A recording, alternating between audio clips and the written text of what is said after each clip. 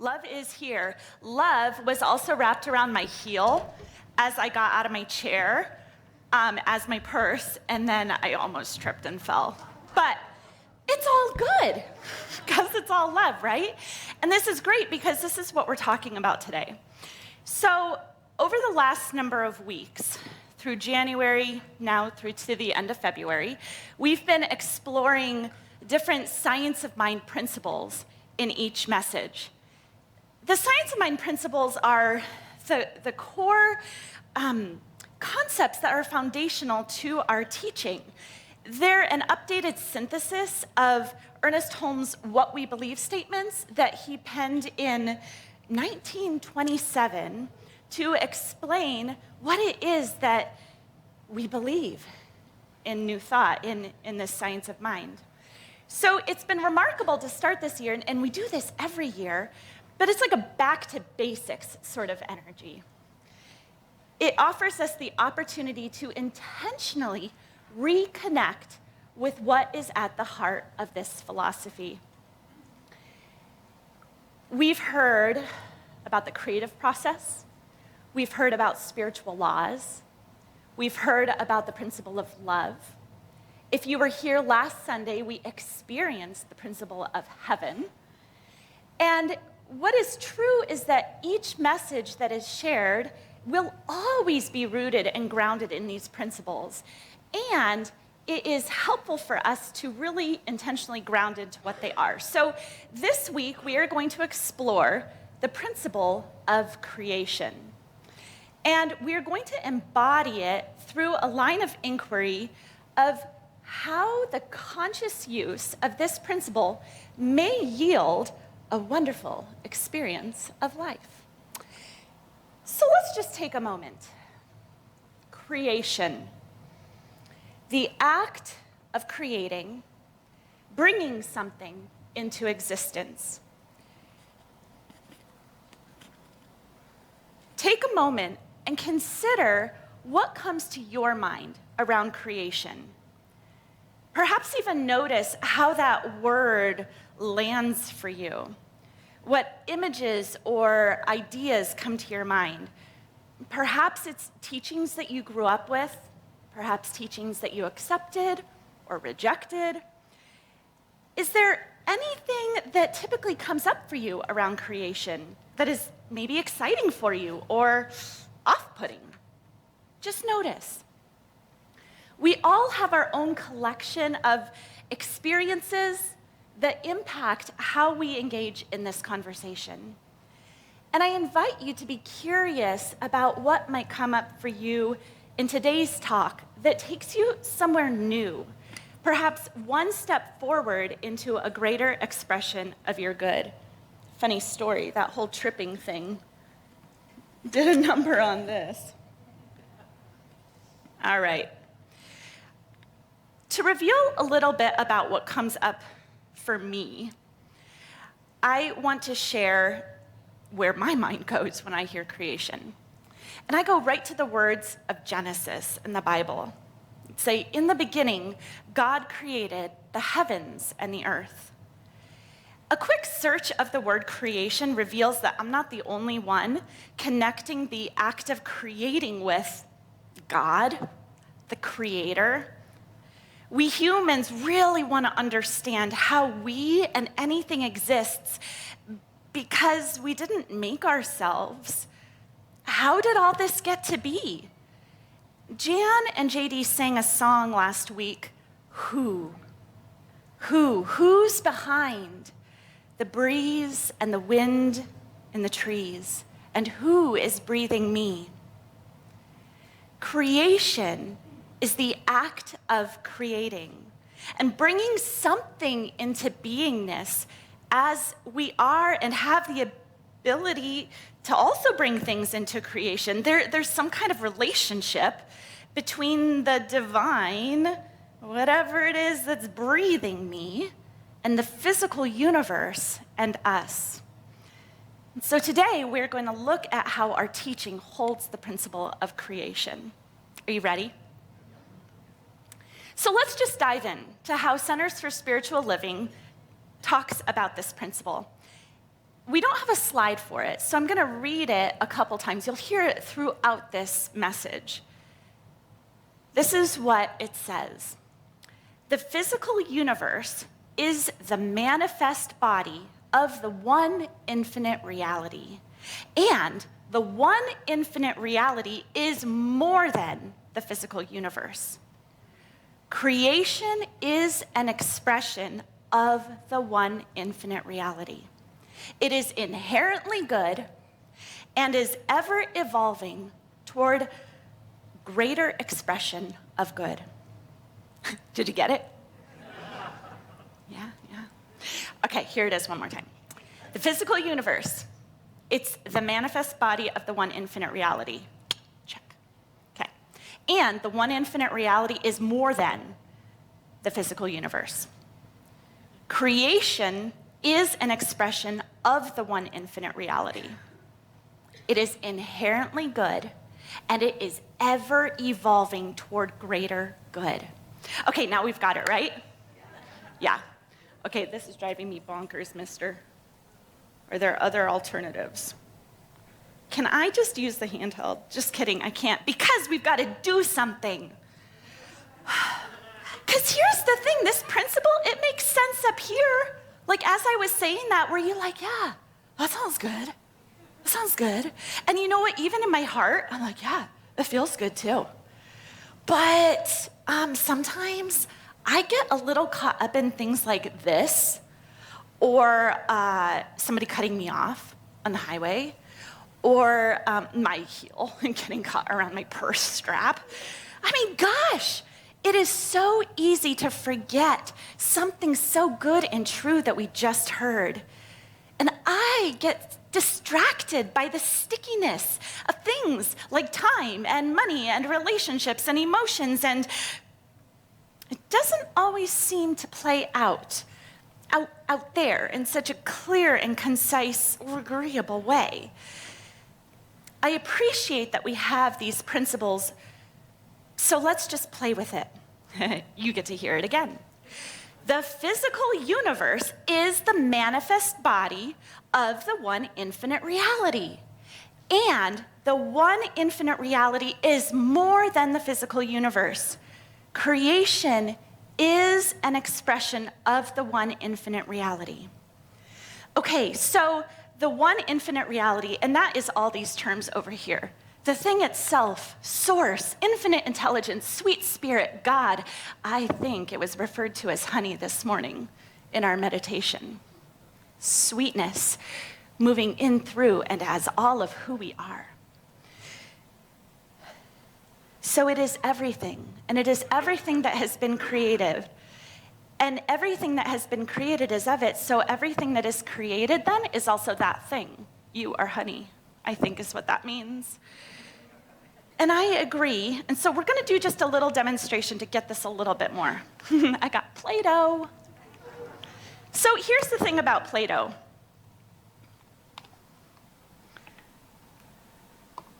It's right here, out of the container, it's some unformed stuff. And it has some qualities to it. It's soft, it's smooth, it's malleable, it can take form. It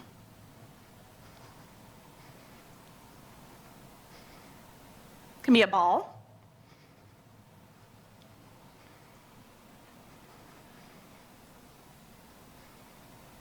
It could be a pancake.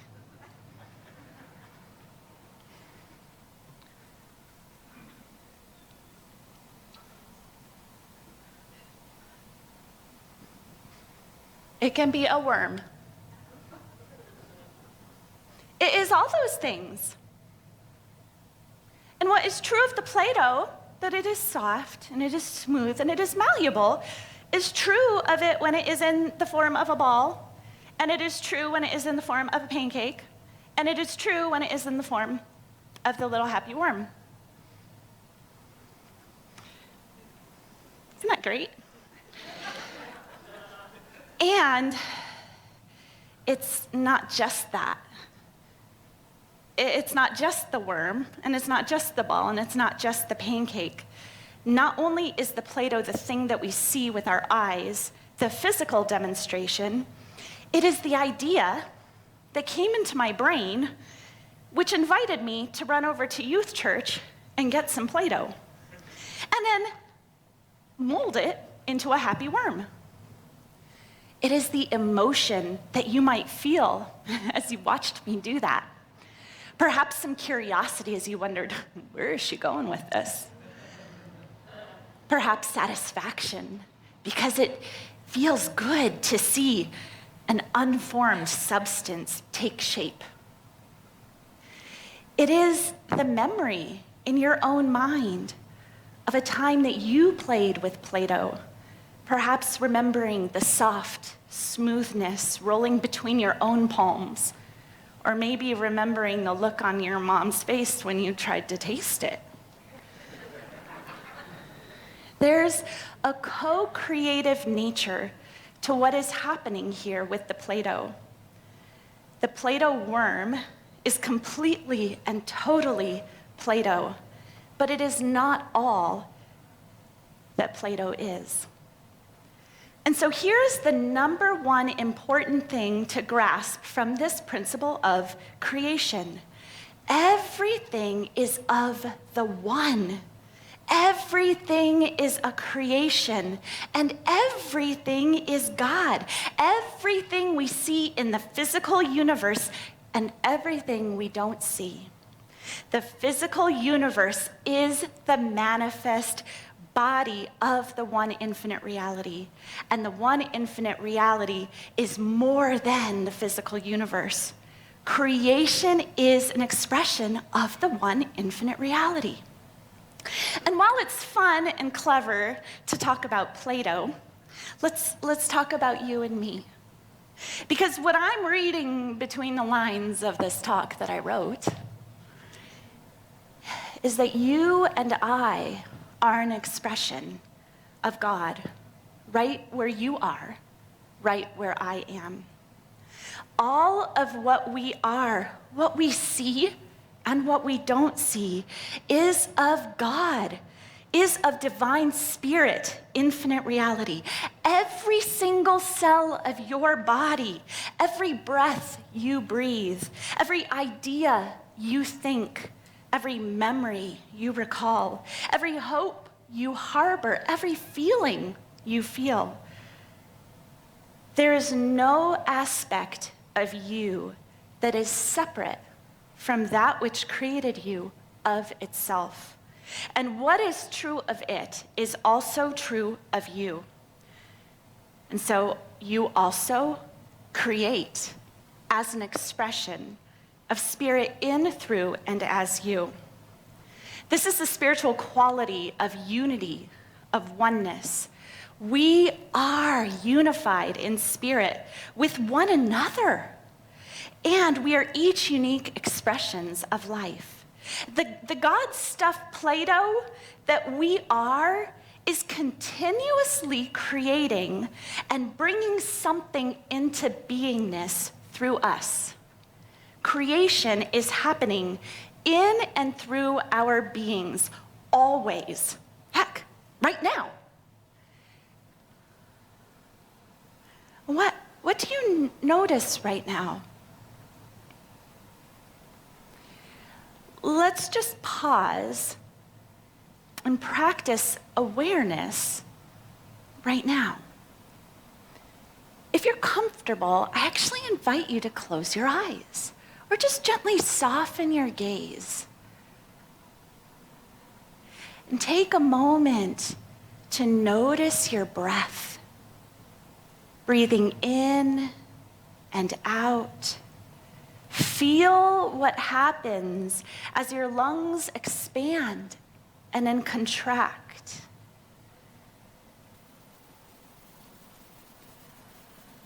Notice that you have a physical body. And that body is sitting on something. And what is it like to notice your physical body? Are there places where you have sensations and other places where you don't? How are you present to emotion in this moment? Just notice. There's no need to make it right or wrong or change it. Just notice. How are you present to those who may be sitting to your left or those to your right? To me, saying these words that your ears hear and take in.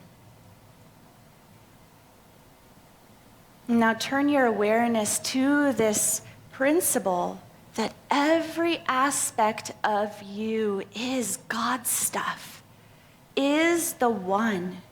It is not God and you, but God as you. As only God can express in and through the unique being of you. You are an individualized expression of spirit. As such, you also create in a way that only you, as God in you, can create. And still in this place of sweet awareness, hear these words that Ernest Holmes did write in the What We Believe statements. We believe in our own soul, our own spirit, and our own destiny, for we understand that the life of all is God. Just notice how those words landed in you, taking another breath in and out. We believe in our own soul, our own spirit, and our own destiny, for we understand that all life is of God. Again, just notice. No need to make your experience right or wrong or change it in any way. Just take in what is available for you. And then gently wiggle your fingers and toes.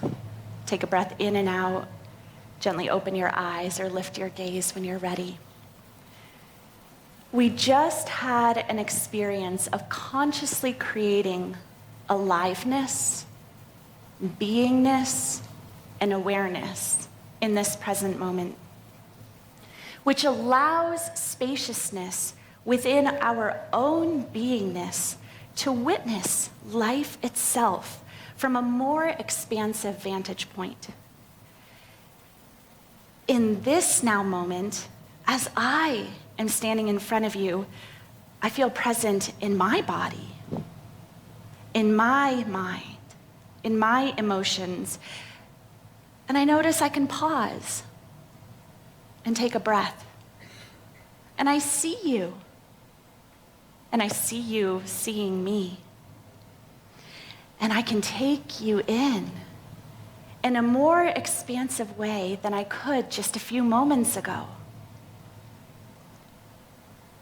And so now we have another new experience happening, a new creation. It is of us in this space together, in a configuration that has never existed before, and that will never exist just like this ever again. Even here, we are exchanging ideas and emotions and feelings in perhaps a similar but completely unique way to other exchanges of ideas and emotions and feelings, because creation is in every moment, in every breath. Something new is continuously emerging. And so just notice what it is like to see me where I am from where you are. Notice how your body feels in this now moment. What is present in your emotions right now. And notice how you sense those who are near to you and those who are farther away. Thomas Hübl, who is a renowned teacher and author who has done extensive work integrating core insights of wisdom, traditions, and mysticism with discoveries of science, he refers to emergence as a way of being in the world in relationship. We actually have a slide for this, thanks to Maureen, who is brilliant. And this is what he says. In an emergent relationship, there is only our moment-to-moment meeting, our moment-to-moment relating. We participate consciously and continually forever. By relating from emergence, we find that even someone or something we have known for many years is always and eternally new. We are never finished discovering each other. Doesn't that feel good? My heart feels open to you. This idea that we will never be finished discovering one another. That we will never be finished discovering the good of New Vision Center rippling out into the world. We will never be finished discovering how we can take steps forward from this place with one another into a greater expression of good. And that, my friends, is an embodied experience of the other part of this principle, which I know you have memorized by now, right? Creation is inherently good and is ever evolving toward greater good. Creation is inherently good and is ever evolving toward greater expression of good. This is the nature of the God-stuffed Plato that we are. It is good. We are good, not because we did a good thing or because we didn't do a bad thing, but because we just are, inherently, in the stuff that we are made of. It is good. You are good. Our shared experience is good. And we are, by our very nature, ever evolving toward greater expression of good. Now, I do have to be honest with you, because something does feel different in this moment. It's different right now than like 20 minutes ago, 2 hours ago. I don't know what was happening for you 2 hours ago. I mean, you may have seen me trip 20 minutes ago, so you maybe have a glimpse into it.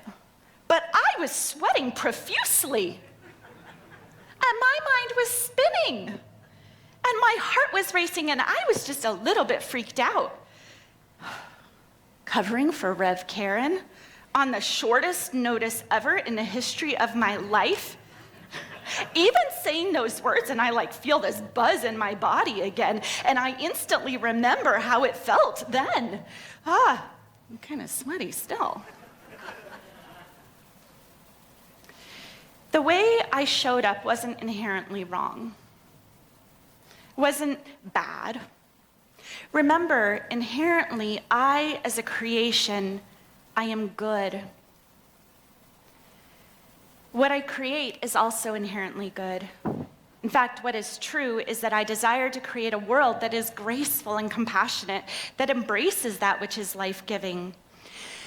And what is also true is that in the series of previous moments, I, Rachel, was acting out of one of my human patterns of being in the world. It's a rut that says, I'm actually separate, and I'm actually inherently bad, and I better hurry and hustle, lest anybody else figures it out. Even when I am conscious of the present moment and truth, sometimes my human emotion and my patterns break through, and they hijack my ability to fully remember my truth.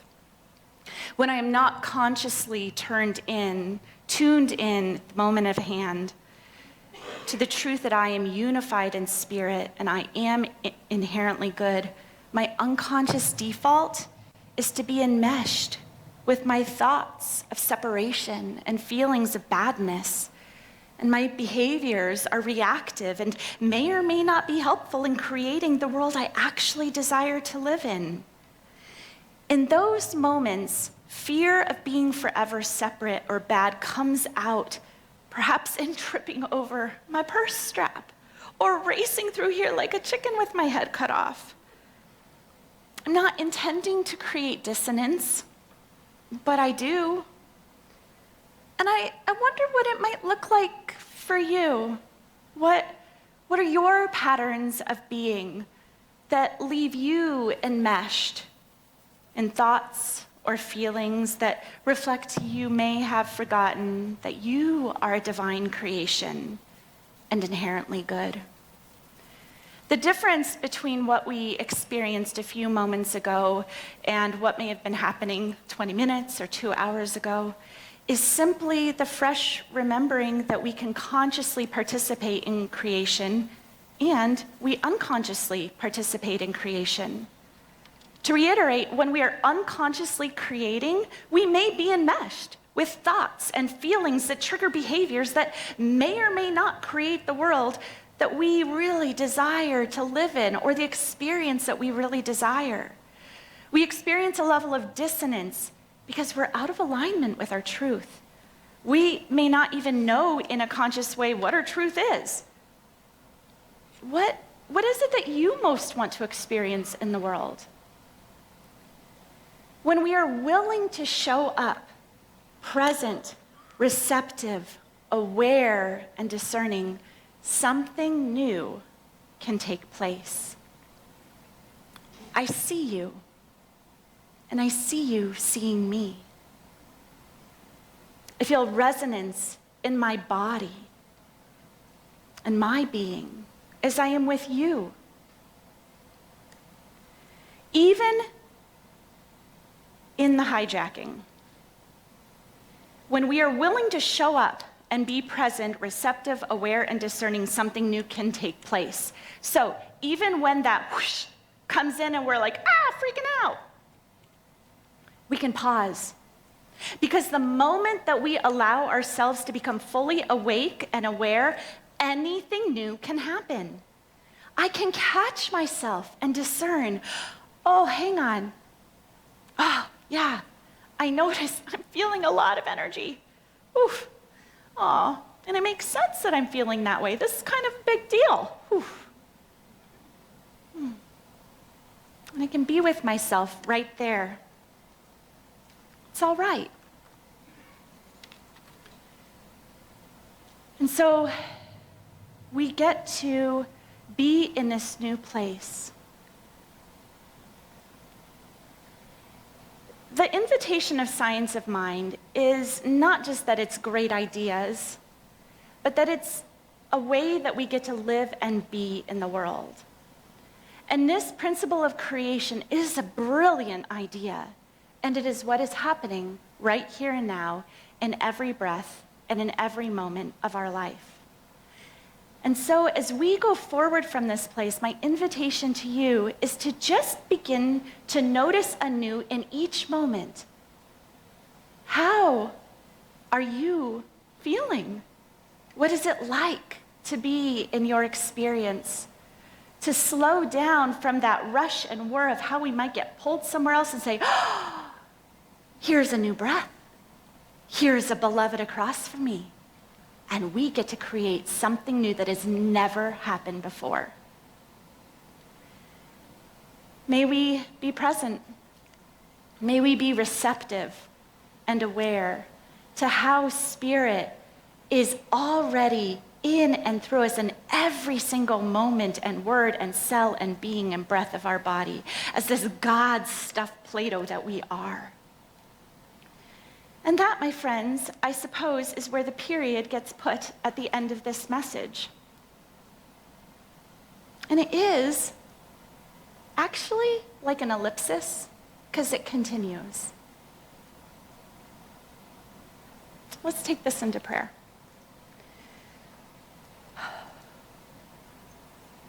And so just with a breath into this now moment, I simply recognize that there is one infinite reality.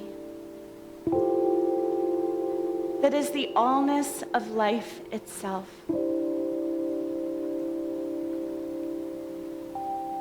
It is love, it is unity, it is divine creation, active and present and ever evolving for greater and greater good. And as I am, I know it is that which I am made of. There's nothing else for me to be. And as I know this for myself, I know this for each beloved here, that we are each God's stuff, molded uniquely and brilliantly into the form that we are. And that what is true of it is true of each one right here and right now. That creation is alive in and through each one. That in any moment we can become awake and conscious and aware of how it is that we want to engage in life. And that in that moment, a new creation happens. Something that has never been seen or done before, but it is good. And it is ever evolving towards greater and greater good. And I know that this plays out for each person in the just right way. That as God is each one, that good cannot help but unfold in each life. That good cannot help but unfold through our thoughts, through our actions, through our words, through our relationships with one another. And I am so grateful to know this. That in this very moment, that's all we really need to know. That God is right here as each of us are. I'm so grateful to know this and to know that it is active and present, flowing through us right here and now. And so I just release this word into the action of law, which says, yes, it is done. And we anchor this prayer in together by saying, and so it is.